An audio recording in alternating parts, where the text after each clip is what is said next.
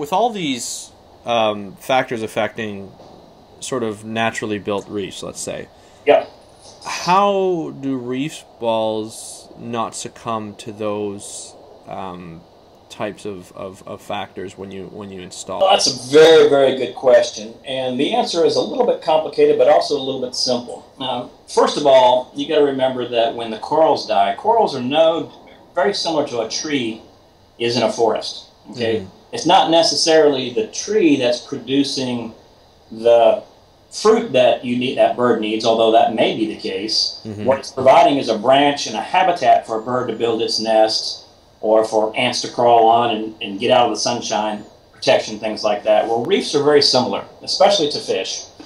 Let me give you an example. If you're a fish and you live out in the middle of the ocean, the first thing you got to do is keep from getting eaten by other fish. Okay? So you have to have a place to hide. Right.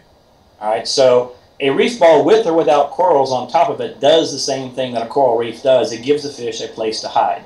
Okay. But secondly, you need to feed, and you got two choices. You can either be a pelagic fish, which means they swim around the water all the time and they don't really need the reefs, but they got to catch a lot of food because they got to keep swimming all their life. Right. So they got to sustain themselves.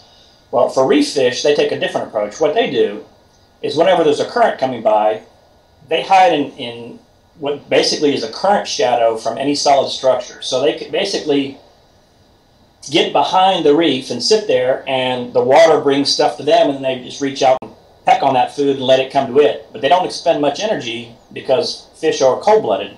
So like a mammal that sits there and slowly burns its reserves away, a fish doesn't really waste away when it's just hanging out. Right. So for a lot of marine life, the most important thing is the structure, because that's what they sort of hang, that's where algae grow on, that they feed off of. And lots of things happen on structure. Any aquarium person you know, they're either going to have a fish tank or they're going to have a live tank. And if they're going to have a live tank, the first thing they do is put down dead rocks. Right. And then they put their corals on top of that, sort of the icing on top of it.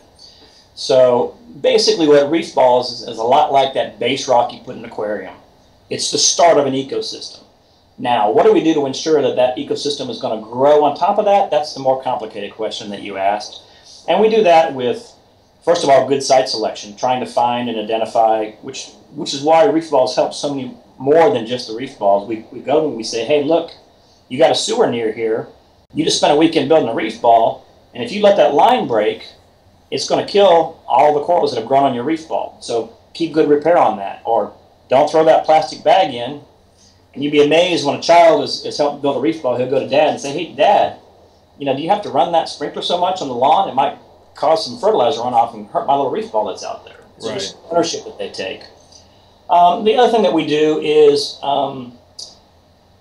sometimes very targeted plantings, just like you would on land. So, for example, down in the Dominican Republic, we had we wanted to plant and grow corals in an area that was close to these hotels that had sort of marginal water quality. Certainly not good enough to support corn coral, one would presume. What we did is we went up the stream, we found the most polluted spot on the island where they'd been polluting for a long time. There was only, the natural coral reef there had almost completely wiped itself out, but there were a few acropers that still held on. We propagated, asexually cloned those corals and planted those over on the reef site. So we selected corals that were already more healthy that could handle pollution. Right. So just kind of like a farmer selects a better corn crop for this particular area because he's expecting drought this year, we can do some of the same types of activities on reef balls sometimes to help speed up that, making them more robust. Right. So choosing a species that's more tolerant to certain water quality or even a certain change.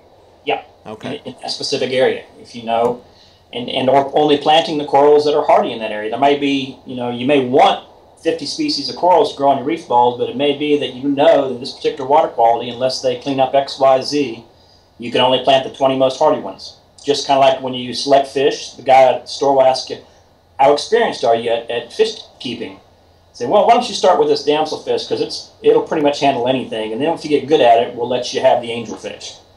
You sort of do the same thing with a reef ball. You sort of start saying, okay, well, right now the most you can hope for is some fish, but if you clean up your water, You might get some corals and, you know, kind of explain to people what it is that their pollution or their change is causing, and using monitoring to feed that back and say, you know, you must have done something right, because look, you're getting some new corals here on these reef balls and they look healthy. What did you change? Right. You know, you stopped doing this, or you changed this policy, or you told people they couldn't, you know, fish here, or you made a new regulation. And whatever's working, whatever doesn't. Right, right. This is great. I really like this info you're providing us. Great content. Now, sort of the last question that I really wanted to answer, and it's kind of a long question. Can you take us through a process? You know, you don't have to go into complete detail, but a process of, you know, a Reefball project. Sure. In fact, on our website, if anybody wants some more details, there is a step-by-step guide to reef rehabilitation that's under the reef building link up there, and it's a whole guide that I'll try to sort of summarize here in 5 minutes on the radio. But the process first starts with somebody saying, okay, I would like to do a reef. And the first thing they got to ask themselves is, why do you want that reef? Is it because you want fish? Is it because you want a beach? Is it because you want to enhance tourism? Is it because you want to purely do something environmental? Is it because you want a memorial for a loved one? And, you know, why do you want to do the reef? Because that's the most important step before you ever design anything, is, you know, what is it you're trying to accomplish? So we make people write down their goals, and we make people put a percentage to each of those goals that's important to them. So you may be doing it for many things. You may say, well, you know, I want to enhance the fishing, I want better tourism, and it'd be great if my beach didn't erode when you put this out. And oh, by the way, yeah, you know, I like the environment. I'd like to see some biodiversity out there, or maybe I'm a grouper fisherman. I'd like to see more grouper. Right. So we put all those down, and then we start to look at the specific environment and say, okay, well, how much money do you have, or how many volunteers do you have, or what kind of resources do you have? Because every project, no matter how great of an idea it is, it's going to be limited by what you have, or what you think you can get. Right. So we put those constraints down, and then we start to go through a much more detailed process, like, okay, now where do you want to put this? Well, your goals will help you determine where you want to put it. If you want to save your beach, it's going to have to be in close to the beach in a certain configuration. If you want it for scuba divers, it'll have to be at a certain depth. And then we look at the government regulations. You know, you can't put it here because this is a shipping channel, and you can't put it here because, you know, this area is off limits, and only this area can be permitted because it's got the right bottom type. And then we start looking at the biology and all those factors that you and I discussed. You know, what kind of change is going on, what kind of water quality is there, what kind of animals do we expect to grow and support in this habitat? Is it a coral habitat, or are we putting it off of British Columbia where it's going to be for octopus and nudibranchs? Or is it going to be for oysters? Apologize for the phone in the background. That's all right. And, you know, so we keep refining the steps till it keeps getting further and further into, okay, now, what kind of reef ball can you handle? Can you handle big ones or little ones? And, you know, if you're looking for bigger fish, you might need bigger ones. If you're looking for environmental impact, you might want little ones because you can build more of them for the same price. Then we start looking very specifically into design features. Do you need a texture for corals? Do you need... Hold on one second. Let me stop. No problem. There we go. So, you know, do we need a place to attach corals? Do we need places for sea urchins? Do we need big holes? We need predator exclusion devices. And then we start getting into physical stuff. Do we need anchors? How deep is this going to be? Is there a possibility a storm could hit here? Could they move around? And then are there any special features you want? Maybe you specifically want a layer for octopus to lay eggs in because you really want to work on the octopus. So we look at specific whole cavity shapes and sizes that would be conducive to a particular animal. Right. And that, you know, that's how those goals keep, you know, every time you go look at a design, you go back to the goal page and say, well, does that fit our goal? And is that going to accomplish the goal? And then in the very end, we go through the monitoring part where we put some reef balls in, and then we say, are we accomplishing the goals?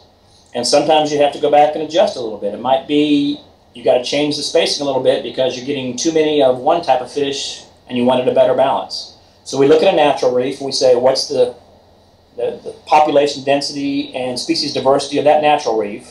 And ideally, we want the Reefball reef to have the same.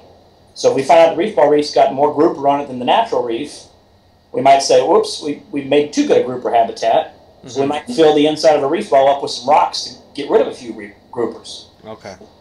So what, unless we have a very specific goal otherwise, such as a scientist doing a project or whatever, we always default to the closer we can mimic Mother Nature, the less we have to worry about making a mistake, because Mother Nature's already made that, if that makes sense at all. Yeah, for sure. So, again, as soon as somebody comes in with a specific goal that overrides that, for their project, that's okay. But for the foundation, the default goal has to be as close to a natural reef as you can possibly get it. And so the monitoring process dictates that, what we call local tuning, to what you do for the future. Do you add some more reef balls? Do you add some different shapes or different sizes if you're not getting exactly what you want? And after that, you move on to the next project and get more goals and keep doing these things. And hopefully, bit by bit, we'll keep improving our environments, our marine habitat.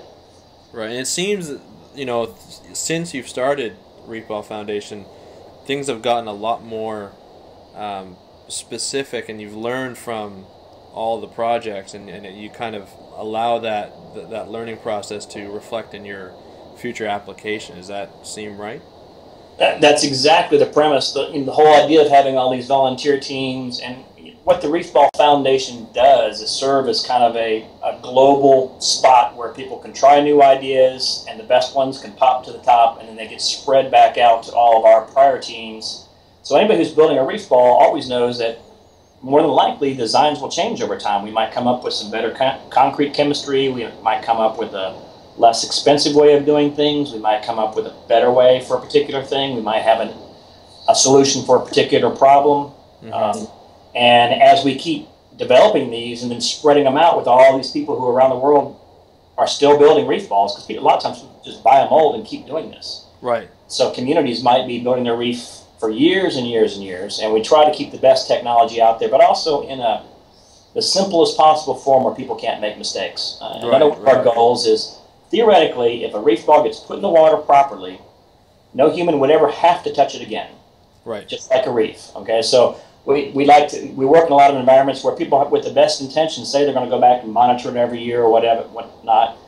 We don't like to do things that require monitoring. We'd like people to voluntarily do it, but we don't like it to be required. So there's been some designs out there, for example, that require, there's one design which is kind of interesting where you put electricity in the water and it builds basically a calcium carbonate type material. And the problem is, if you turn the electricity off, it reverses the process and it dissolves. So it requires that long-term maintenance of maintaining some source of energy, and so for us, that's kind of, maybe that's a little short-sighted. What if, the island gets evacuated next year? We don't want our reefs to go away. Right. So we use a very special concrete that's designed to last more than 500 years, and we work very hard on the stability issue so that theoretically, it's the base of a reef, and just like a natural reef, you should hopefully be able to forget it, other than the fact that you have to want to maintain water quality as best you can around it, just like we do for the reefs. Okay. Well, this has been fantastic. This has definitely been a learning process for myself, and I'm sure it's been a lot for the people listening to this. So, Todd, I really appreciate you coming on. I know you're having a busy schedule, planning a move and whatnot, but I really appreciate you coming on to the program and sharing all this information with us. Anytime, and perhaps in the future we can do another one of these and one of the more detailed aspects of the particular tracks, which I think your readership and listenership might find interesting. Absolutely. And of course, feel free to contact me at any time, and all your listeners can know they can always reach me directly, reefball@reefball.com. Okay, perfect. And what's the URL for the website? www.reefball.org. Okay. But if you Google Reefball, you will find us. We're quite prolific on the web. Okay, perfect. Again, thank you very much, Todd. Definitely, we would love to have you back on the program sometime in the future, and maybe, just maybe, one day I'll get down to one of the sites and maybe we can do sort of a video documentary on how to do it. But I know you guys have quite a number of videos on the website showing the process of the reef ball. Is that correct? Of installing reef balls? We do have quite a bit of videos and quite a bit of web pages. In fact, every photograph we take of every project is posted in the photo database side. But Andrew, I expect you to get your hands dirty and come out and help us with some concrete too. So. Oh, absolutely. Yeah, I'd like to. Project is a real volunteer. Yeah, no, definitely. I'd like to get involved at some point in every step of the process. That'd be fantastic. All right. We'll look forward to seeing you on project soon. Perfect. Thanks a lot, Todd. All right. Talk to you later.